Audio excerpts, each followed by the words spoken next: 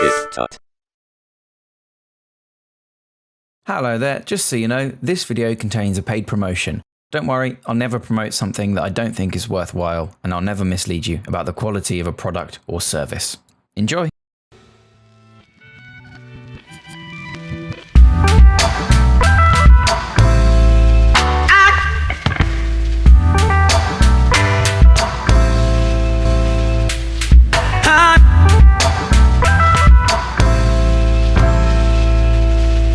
Hello everybody and welcome back to TipTut. Today we're taking a look at particle-based motion graphics. This is really cool. You saw in the intro there, 99% of that was made with the particle engine, which is kind of crazy.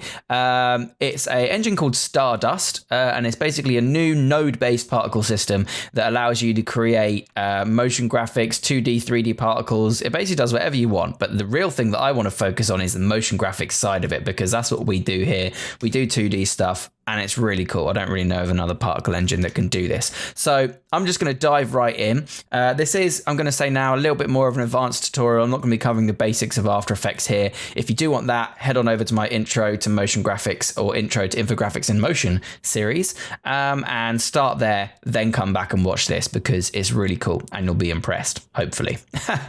You'll be impressed with the engine, maybe not with my motion graphics. Who knows? Let's do it. I'm going to create a new composition here. And it's going to be 1280 by 720 at 25 frames per second. Just going to do that because I'm also rendering and recording my screen and everything whilst I try and do this. I'm not sure my computer could handle it. So I'm just going to create a new solid as a background layer, and I'm just going to call this background. Now, the way Stardust works is, like I said, it's a node-based particle system. So you actually get a really cool node interface to work with, and those nodes represent the controls on the particles. So each iteration of Stardust can have as many particle engines as you want, within reason, obviously. And each of those can sit on one solid layer or on an individual solid layer. It's up to you. So I'm going to create a new solid and call this Stardust. Okay. And we're going to take a look at creating the kind of hex background that we've got here to start with, at least. So I'm going to apply Stardust to our solid in the same way that we apply a normal particle engine to a solid, like so. When you first boot up a copy of Stardust, you'll have this basic particle-based animation here, which is its sort of bog standard entry-level emitter, essentially. And you can see that we have two panels now which are worthy of note. There's one which is the Stardust panel, which has different nodes that represent the different parts of the animation. And we have our effects controls open, which is where we actually control what the emitter does, what the particles look like, etc. Okay, now let's click on our emitter and you can see that it automatically switches to the emitter within the effects controls. And if you click on the particle, it does the same thing. Now, this is really basic, but what you can do is just iterate and increase on this by adding all sorts of different effects. You can see we've got things like force, so you can add wind and gravity and things like that. Turbulence, so you can add a field of movement to your particles. You can add a field, which is quite cool. Imagine you have a emitter emitting some particles. You can push a force field like object through it. So a sphere or a rectangle or an object that you've mapped through your particles, and they will respond and sort of retreat away from that object, which is quite cool. We're going to do something like that at the end of this tutorial. You can replica, which basically creates duplications of your particles to the point where it could form, say, a series of dot particles into a long line or string to make them look like they're a rope or something like that, which works really well for motion graphics. And you can add additional controls, additional motion, and all sorts of shading of things, which we're not really going to touch upon because we do 2D stuff here. That is what we like. So first thing I'm going to do is create our hex background, which actually starts off as a preset. Now, usually I'm not a big fan of presets, but these ones are really great starting points because it's so easy to iterate on a preset and create your own work from Stardust. These are really good places to start. So I think it's under HUD. and then hive. That is what we need. So we have two options here, replace or add. We want to choose replace because we want to get rid of this original particle system that we have here that we don't need anymore. If we were to hit add, it would add it on top of that particle system, and we'd have a new series of nodes here that would represent this new hive animation. So we're just going to hit replace to get rid of that one. And you can see that's it. We're done. So thanks very much for watching, everybody. No, I'm kidding. It is quite simple, but it's not that simple. You can see that we have our hives here, but they don't quite fill the screen. They're a bit clustered together, but that's fine. If we were to hit play, voila, I mean, that's a particle-based animation right there. You'll notice it's also dropped an additional composition called Hexa into our main comp, and I'll just explain what this does. Basically, the particles that are used in this system come from this composition and come from the different frames of this composition, okay? So it uses this comp as the particle for the main system, which is really cool. So that could be changed, edited, however you want. You could turn it into a pentagon, you could change the colors, etc., etc. What we're going to do is just adjust some of the simple settings like the positioning and the radius of the emitter so that we can get it to fill the screen properly. Okay, now that is the one we need. So we'll just rename comp so that we know we're not getting confused to main tut for tutorial. And let's start editing our first particles, which is really exciting. So you can see that we have our emitter here. If I click it in the node window, it brings it up here, which gets really useful when it gets complicated later on. You can see that we've got all sorts of intimidating controls here. Particles per second, origin XY, speed, size, angle, orient. We'll go into pretty much all of these over the course of the tutorial, but just to get started, I'm just going to show you how to sort of change a few things. So we're going to increase the size X. Now, this isn't the particle, remember, this is the emitter. If we wanted to increase the size of the particles, we'd go down to the particle node and edit that one. Okay, so on the emitter, we just want to increase this until it fills our screen. Lovely. Okay, I'm going to increase the Y a little bit as well, so they're not so clustered. And I think we'll leave it at that. That's perfect for me. That's all that I want for now. But it's a bit bland and boring at the moment because we haven't really got anything for it to animate to. So we're going to drop some music in, okay? Just going to hit U to collapse that and bring in this file here and hit L twice to bring up our waveform, okay? So you can see that about 3.5 seconds in, we've got a really cool kick that drops in. And in the original one, you can notice that we've got the word TipTut that just grows a little bit over time and shakes more and more. Now, I will say at this moment, obviously you don't have to copy me doing this. I always recommend that you do your own thing. I am going to recreate what you saw in the beginning because that's what you saw in the beginning. But these techniques can be applied to any and all motion graphics that you want. It's completely up to you. Do try and follow along a little bit if you want to, because you might learn some cool tricks. But if you don't want to, if you want to just use this as a starting point, go ahead. That's what we're here for. Cool. So we're happy with this sort of little animation. It's a very basic start to our particle systems. So I'm just going to quickly do the other bit of animation, which isn't particle based, and I'll just breeze through that. So we're going to need the word TipTut. Okay. We're going to need it above our solids. And I'm just going to quickly use Motion V2 to center this anchor point, and I'm going to align it to the center of the screen. Okay, we now want to add a little bit of a wiggle to it, but we want the wiggle to grow over time. So unfortunately, just typing wiggle 150 like we usually do isn't going to work. We need to tie it to some sliders. So I'm going to do that now. We can go up to our effects window, expression controls, and choose slider control. And I'm just going to duplicate that. I'm going to call one of them freak for frequency and one of them int for intensity. And then I'm just going to do a little quick bit of coding down here. Okay, so we're going to define two variables. One variable is going to be called frequency, and we're going to set frequency to be the value of slider and close off that line with a semicolon. Okay, we're then going to create a new variable called int and set that value to be the value of the int slider and close that off with a semicolon. Then the last thing we need to do is go down to our wiggle values and set the wiggle values to be frequency and intensity. And what this will do is it means it allows us to control the values of what usually would be just numbers in here by the values of this slider. So what I can do is set them to start at 0, 0, and then as soon as the kick comes in, we can be at maybe 50, 50, 50, 50, And you can see that over time, the wiggle increases. Bam. Then as soon as the kick comes in, I want this to drop out of existence. Now, like I said, you can put multiple additions of a Stardust particle on the same solid, but because I know I'm done with this one forever, I'm just going to close it off and start with a new solid, just because it's a bit neater. However, you can have as many iterations of a Stardust emitter, node, whatever you want to call it, on the same solid within reason, whatever your computer can handle. I'm just going to drop this little comp down here, because I know I don't need that as well. And I'm going to close off that so we've got a bit of room to work with. Okay, let's take a look at what we've done.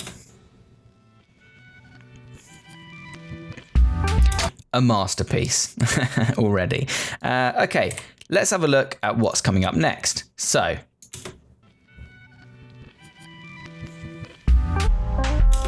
wow, okay, a lot going on in that first second already. You can see that we've got some lines that dash across the screen. We've got a circular-based particle system in the background. We've got a little animation of a circle in the middle, and then we've got some lines that dash and jump and spin across the middle of the screen as well.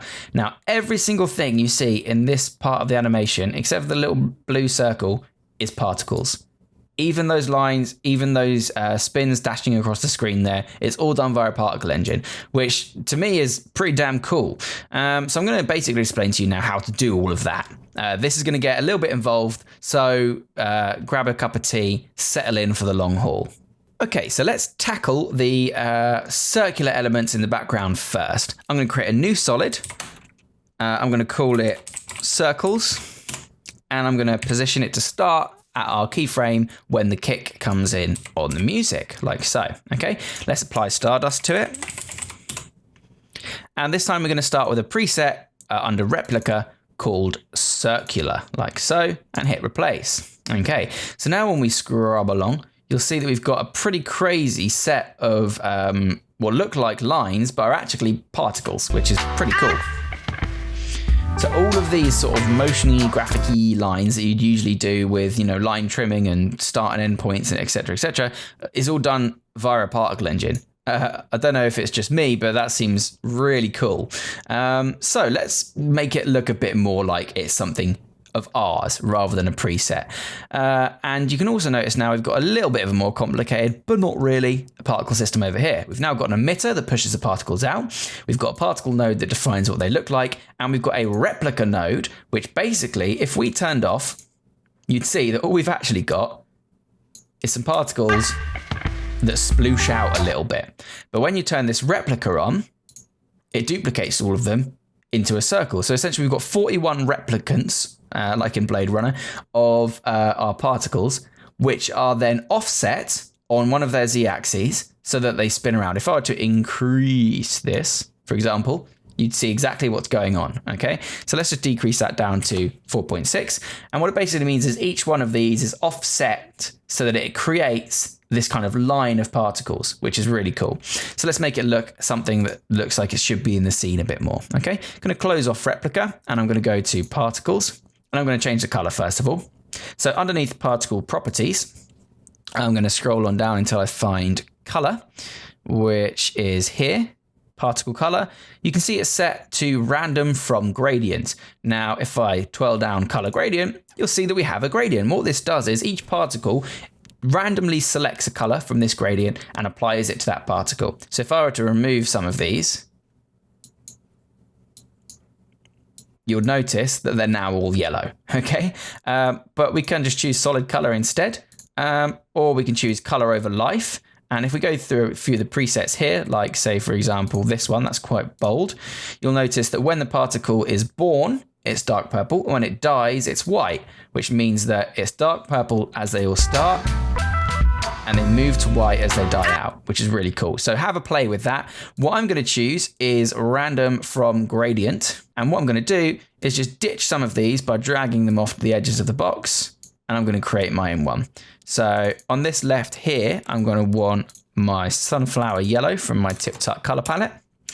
And on the right hand side over here, I'm going to want my carrot color from the TipTut color palette. And what this means is it's going to go through and select from this gradient all the different colors. So it could be yellow or orange or any of the iterations in between. And you can see now that it suits the frame a little bit more within our branding, which is really cool. We can increase the life of the particles, which will make these lines a little bit longer, I think. Like so. Basically means they live for a touch longer, which is what I want. And if we wanted to, we could decrease the life random so they all last exactly 3 seconds. But I kind of like the fact that it's a little bit sporadic and different. So we're going to leave it there with the particles, going to twirl that down. But what we do want is this to increase in size a little bit. So we need to go over to the emitter. So let's grab our emitter node here. And we're just going to increase the origin Z to bring it closer to the camera. Or to our lens. There's not really a camera there. Let's see. That looks about right. And if we increase the speed, you'll notice that that scatters the particles a little bit more. So maybe that origin Z's a bit high. Let's push that down a little bit more. That looks good. And let's see what it starts off like. Okay, I'm feeling like these need to scatter a bit as they go through. And the way you do that is by using things like the particle speed and inertia and things like that. I'll always notice that the emission point is off center, so I can put that wherever I like, but I'm going to put it bang in the middle of the frame, or roughly, it doesn't really matter. Let's do it 640 to 320. But you can also see that it's set to wiggle a little bit or whatever by these red controls, meaning they're expressioned. So I'm actually going to twirl down origin XY and see what's going on. Yep, it's got a wiggle on it. I don't want that wiggle. I'm going to get rid of it. I want it to be staying in the center of the frame. Okay, so you can see that already we've created something completely different to what the original one was, just by adjusting a few controls. Okay, so what I'm actually going to do is over time, I'm going to get these to scatter. And to get them to scatter, I'm going to play with 2 controls down in replica. Okay, so I'm just going to close off emitter and open up replica. And we're going to choose the amount of replicants that there are. I keep saying replicants like it's Blade Runner. And the density of those replicants so that we can adjust how far they scatter, how solid those lines are, essentially. So when it first starts, I want it to be pretty solid. We'll start off there. Then after a little while, let's see when a nice kick is. Okay, so maybe on that from there, from the music, we want them to start dissipating. Okay, so I'm going to create a keyframe there for replicates and a keyframe for density. And then maybe a bit further on, maybe when that comes in, there, that little guitar, that's where we want them to be pretty much gone, I'm going to say. So what we're going to do here, I'm just going to play with these to show you what they do. If I increase the replicants, okay, that basically increases the amount of copies that there are on the screen, which is fine, that's what we want. But then I'm going to decrease the density of them. And what that does is decreases sort of, well, the density, increases the gaps in between the particles. Yeah, they're less dense. So if I were to drag this all the way down, you'll notice that it's very much looking like a particle engine now. Okay, so we'll do that and we'll leave those keyframes there. But what we'll also do is we'll go back to the first keyframe like so, and we'll go back up to our emitter. And we'll take our particles per second from 40. Let's go past these keyframes by a second or two and put that down to 0. Now that's stopping them emitting from this point. There's still some on the screen because they're the leftovers of what's going on, okay, but no more are being emitted, so they'll start to dissipate. Maybe we'll push that back just a little bit so that they're more in line with these particles, these keyframes here, and see what that looks like.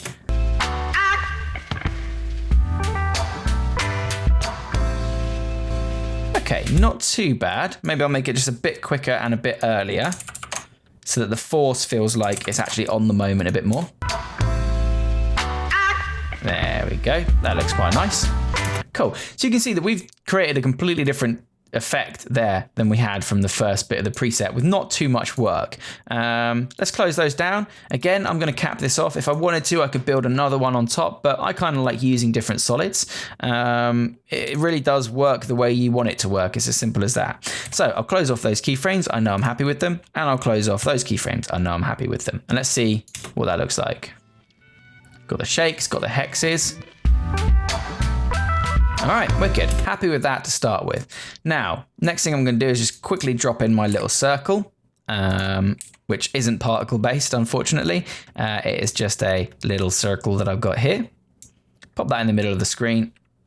Start it there, and I'm just going to quickly add in a scale and rotation keyframe, like so. Pop the scale down to 0 on the first one, put the spin up to 2 full rotations on the second keyframe, and then let's assist those with some easy easing so that it spits out. Okay, nice. And then let's have it disappear again.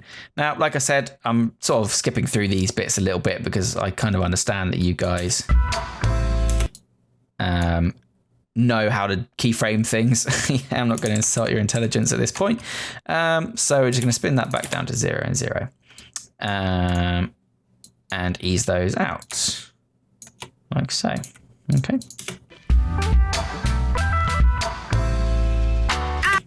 Cool. Let's add in the rest of the fun particle stuff then. So first thing we need on the beat is these lines that dash across the screen like this. Okay, and this is actually really easy. Once again, let's create a new solid. We'll call this dash. Oops. Should have renamed that when I made it. Dash, like so. And pop it there and create a new copy of Stardust on that. Okay, let's go to our presets, go over to graphic elements this time, and you can see that we've got under swoosh and splash, we've got all sorts of different dashing shape effects, which are all built using particles, even these cool ones here. All right, I'm going to need line, grab those and hit replace. And you'll notice that we've got lines that dash across the screen. Okay, now I'm going to drop down that and hit Control-Shift-Alt-Y to create a null. And I'm going to apply the dash solid to that null. And then just quickly adjust the effects using this null object. Okay, going to scale it down a little bit. Increase the rotation, maybe 30 degrees. Oops, sorry, negative 30 degrees. And see what that looks like.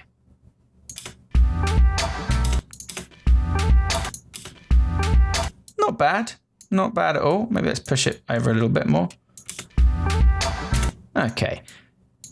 Maybe we can just shimmy it across the screen. And let's see what we can do to make these particles look a little bit longer, shall we? Let's go to our swoosh and see what's going on here. Okay, so we have a type sphere that's emitting once at 100 particles a second. If we were to increase that, we have more lines. That looks quite cool. Let's add in a few more lines. We have size X, size Y. That's going to increase the distance between the particles. I want them to be quite close together. Like so. Okay, I'm happy with those. Let's see what they look like. Nice, they dash across. Perfect. Exactly what we need. Let's move on to the cool swish that goes across the screen like that. Okay, just going to create a new solid here, Control-Y. And we're going to call this swooshes. And we're going to have it start. When is it going to start? Let's have it start on the blang of the guitar. Okay. Start the layer there with open square bracket and add a copy of Stardust. Okay, let's go back into our graphical elements and into our swoosh and splashes. And let's have the swirl. Is that swirl? Tube. Let's have tube down the bottom. And let's see what that looks like. Yeah, that looks good to me. Perfect. Okay, not exactly where or when we want it though. It's created at the beginning of the scene. So let's go over to where we want it. And I'm just going to pre-compose this, just so that we don't have to worry about rendering all the other stuff while I'm trying to render this one little bit. And I'm going to call this tube. That's what it was called. Let's pop inside tube. Let's make it start where we want it to start and see what we're working with. All right, perfect.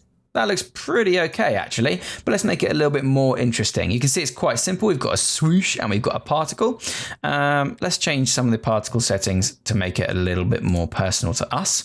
It looks a bit chubby for my liking. So let's drop that down a couple of pixels and then let's change it from a circle to a square or a rectangle. That thins out even more. Let's make it a bit fatter. Let's have it be 30. That looks all right. And let's have the size Y be 20. There we go. Okay, so we're happy with that. We're happy with our shape. We changed it to a rectangle. That looks a bit better than a circle to me. Okay, so what else do we want to do?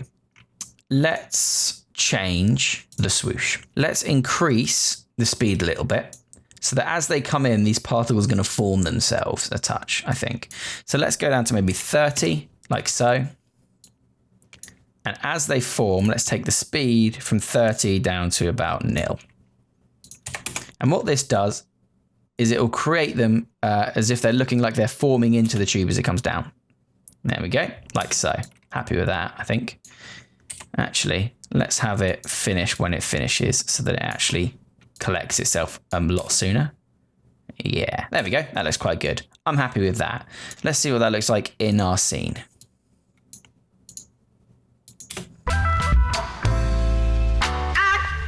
Cool. That looks quite good. But what I also want is them to be sort of still in the background when they're disappeared here. So you can see that it comes in from the right and then sort of disappears and then goes across again and disappears and goes across again. So what I'm going to do is duplicate this.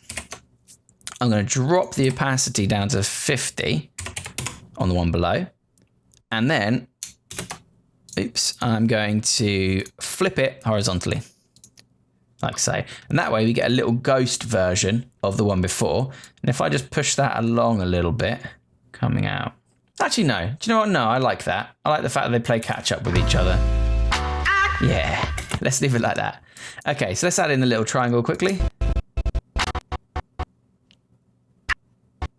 Okay, and let's have the little triangle come in when the man says, add. Pop that on the top. Like so. And I'm just going to copy these keyframes. Paste. There we go. And let's go to our add. And pop it there. Cool. Maybe have it start up a little bit earlier.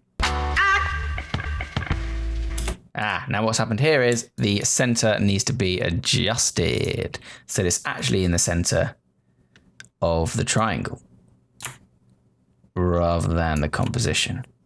There we go. Let's pop its position back in the middle. 320. Oops, no, sorry, 340. And that should look a little bit better. Yeah, there we go. Still needs to be a touch earlier though, I feel.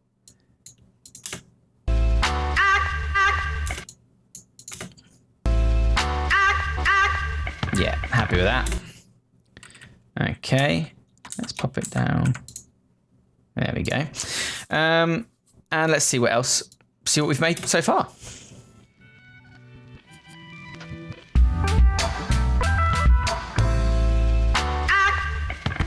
Okay, I think that circle hangs around for a little bit too long, so let's shift those over.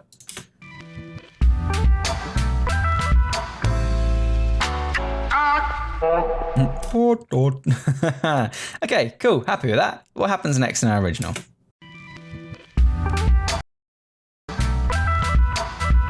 We've missed out that second group of lines there. So what I'm actually going to do is just go through, find that first pack, which is here under dash.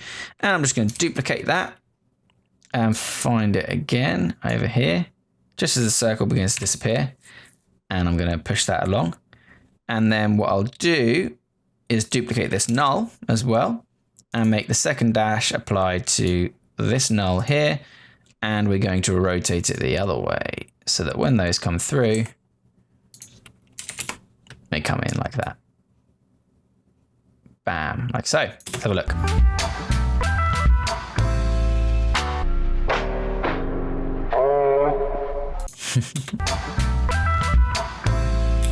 Let's have them come in on the broom.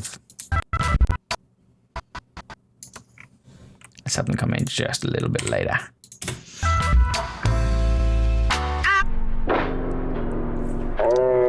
Cool, happy with that. What's next then? Next up. Next up we've got this cool little kind of splosh animation here. You can see that we've got this really nice liquid blob with a trail of particles behind it. So let's add one of those in. Okay, go back to our main tutorial here. When does that come in roughly?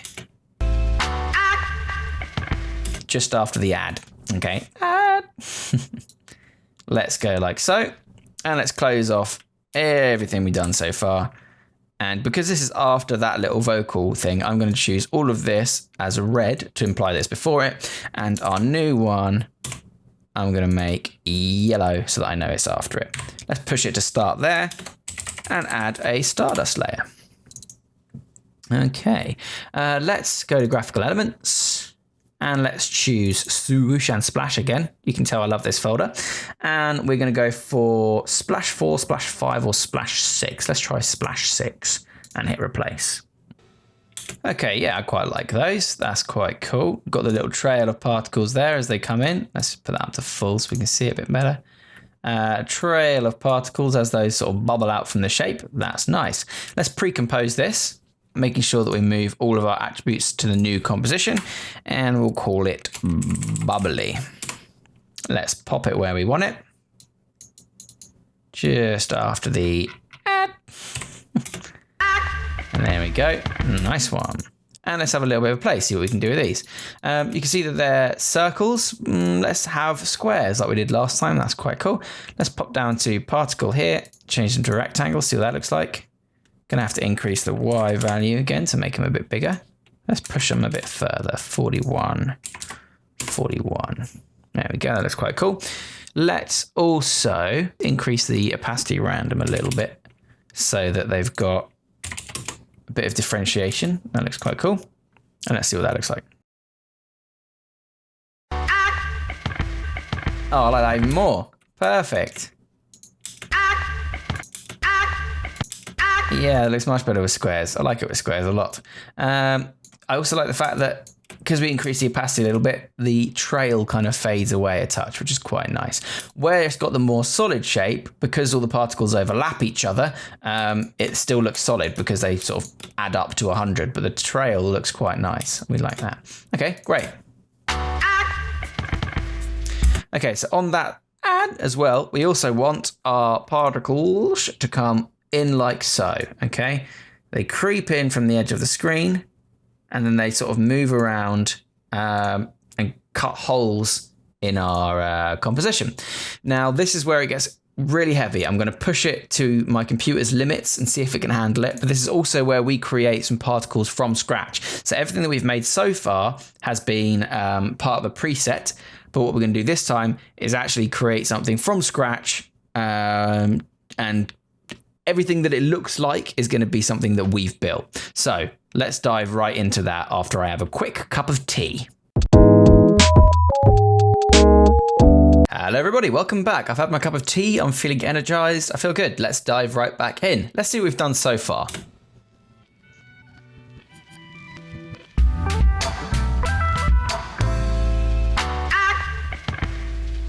All right, not too shabby. Let's create the cutout effect that you saw in the original video then. Let's just go over to our first keyframe where we wanted to start and create a new solid. We'll call this one cutout. I'm going to make it start at the beginning of the layer here, and I'm going to apply Stardust to it. Okay.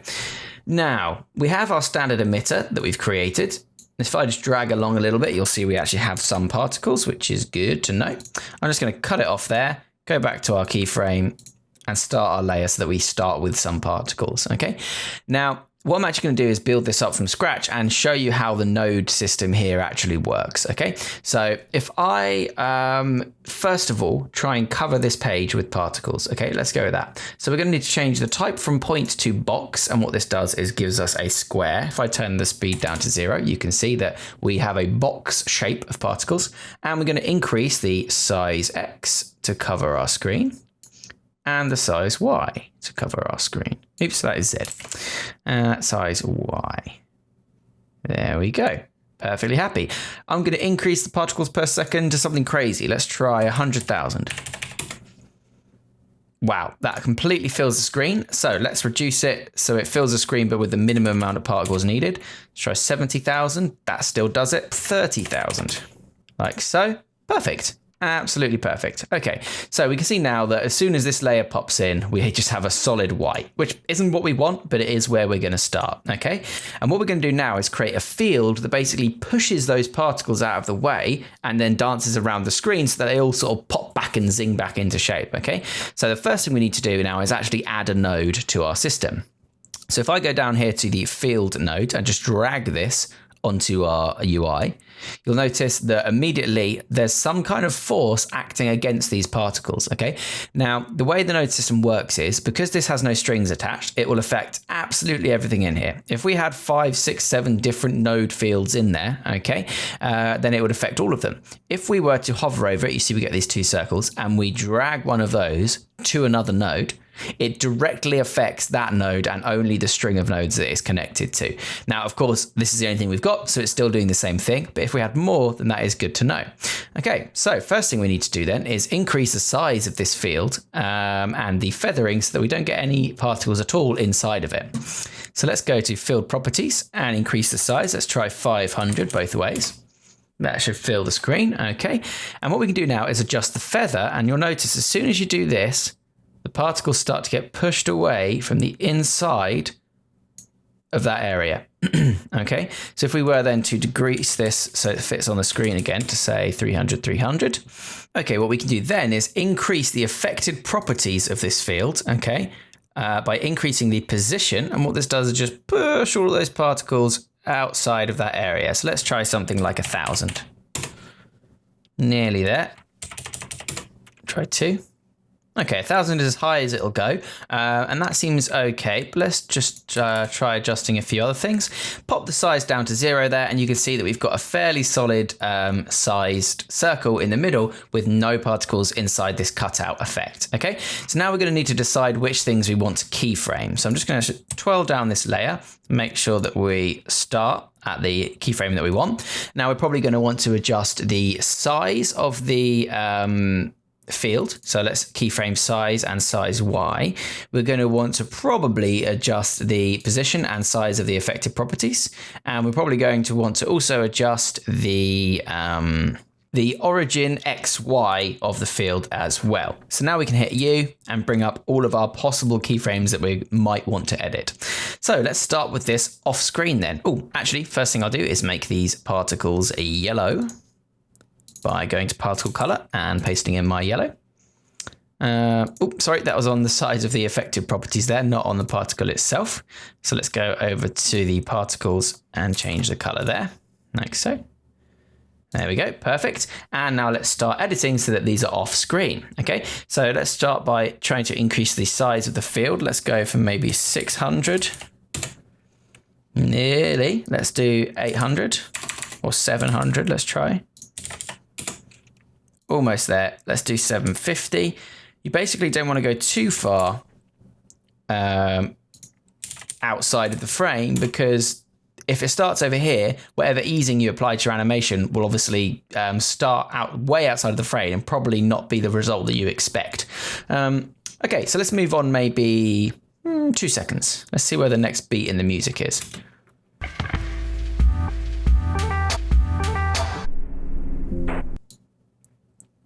Let's have it match the disappearance of that triangle. I think that's good. So let's go into here and decrease the size X and Y to say 250. Let's go even further. Let's go 150. Perfect. All right, that seems good to me. These are looking a little bit chunky, but you know what? I think I might like it. Yeah, let's leave them as a little bit chunky. So now we have an animation that goes from off screen. All the particles start to creep in. You can see because their life is still only 2 seconds, they do sort of pop and bubble at the edge of the screen, which is quite cool. All right, perfect. Let's ease those. Like so. So it comes in a bit faster and leaves a bit, slows down as it comes in. So let's just wait for that to render and have a look. We are rendering on full. That is probably why it's going a bit slow. But let's see. Okay, great. Let's have this spin over to here as this guitar starts. The ding. Let's have that push over to the top left of the screen and reveal something over there. Okay, so we're going to need to edit the origin XY and possibly the position and size, depending on if any pop in inside of the circle as we move over, but let's see. So let's have it start off with maybe going over to there. And let's push that origin XY across the page. Okay, so let's go back up to our particle field here and then just pop it maybe here. See what that looks like. Maybe a touch further over. There we go, that's nice.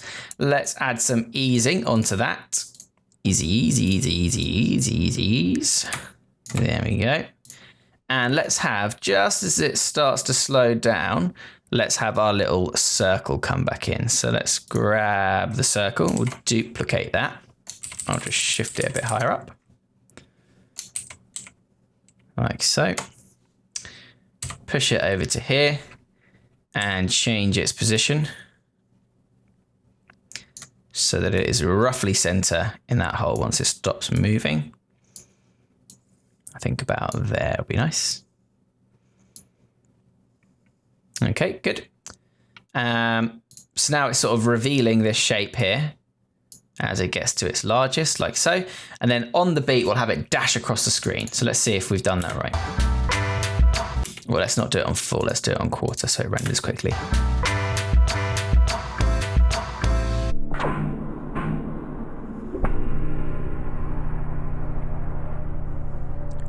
Okay, let's have it start whipping across the screen right about now. So origin XY.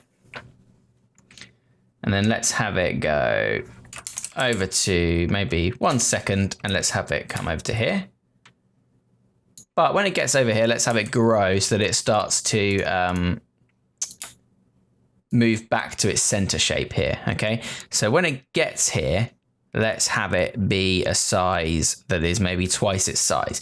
So let's make sure that our keyframes, first of all, are locked off to the point where it stops here and create a new size and size Y. Let's move over to the last one, skipping here, and let's increase this to maybe 300.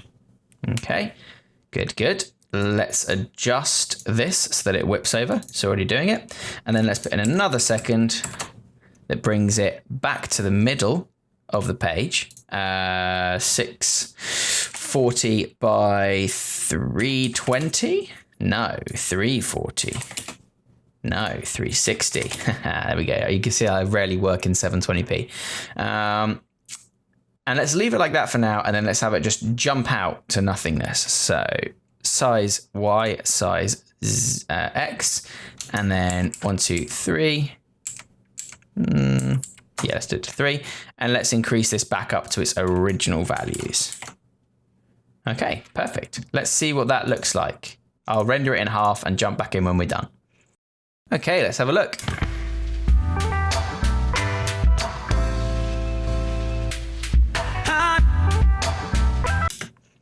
All right, seems good to me. Let's make that a bit quicker at the end. Let's throw in a triangle as it grows here. Like so. So duplicate that one. Shift that over. Pop it in roughly the center there like that.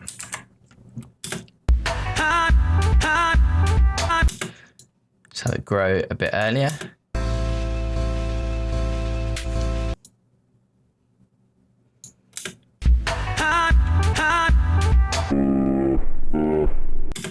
All right, sounds good to me. I think what's up next is just one last particle effect, which is the growing spin of particles here as it gets back to the middle, which is quite cool to do. So let's just jump into that.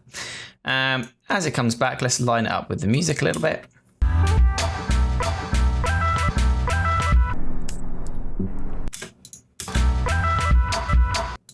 Let's have it go with the diddly diddly diddly there on the music. Okay, so let's close those off and create a new solid, and we'll call this spin at the end there. And let's go to Stardust. And let's go into our replica here. And we're going to go back to our old familiar circular hit replace and bring that into the scene. But the first thing we can do now is go down and change the shape of these to a rectangle, and this makes them nice and beefy. We're also going to increase the size a little bit. Let's have the size pixels be maybe 5, see what that looks like, and the size Y be 15. Maybe make those 10 rather than 5. That looks quite good. And we're going to increase the speed a little bit if we can, just so they're a bit larger. Maybe not that much, maybe to 150. Okay, perfect. Once again, we're going to go down to our emitter position and remove the expression so that it's dead center.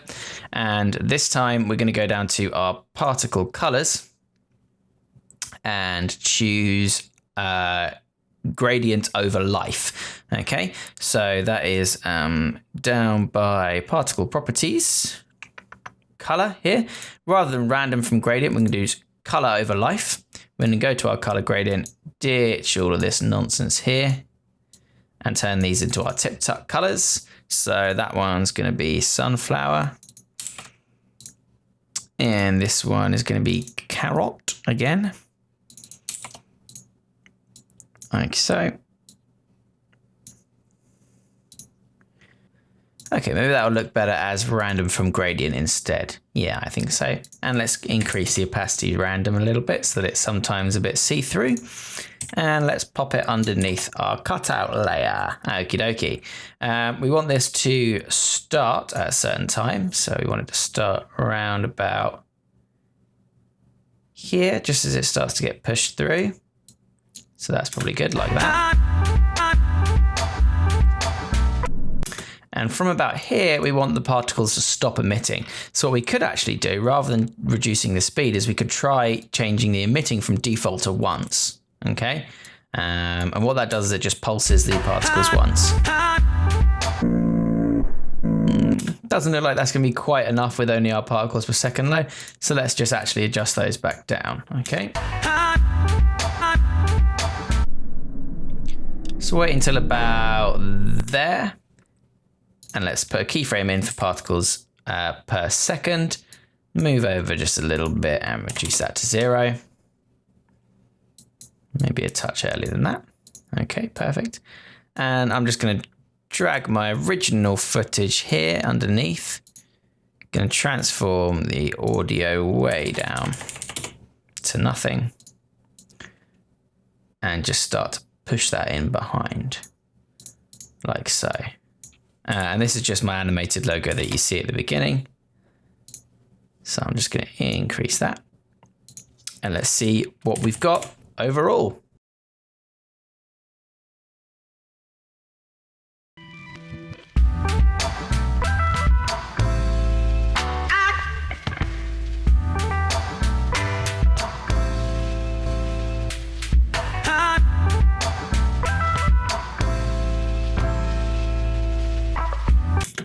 Okay, not too bad.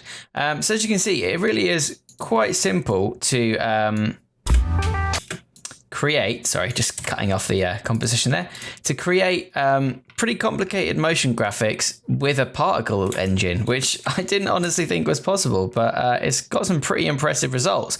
Obviously, the more you play around with something like this, the easier it is to understand, the better stuff you can produce from it.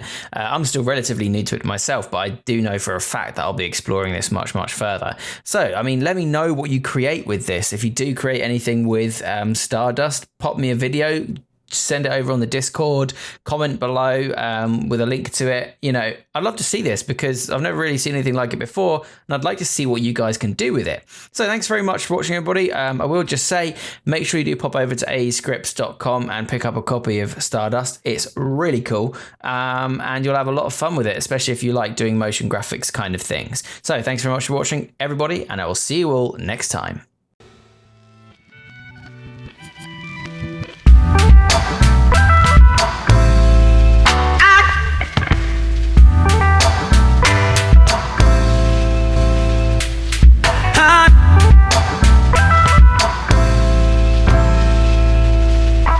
Remember to subscribe for more tips, tricks, and tutorials. Thanks for watching.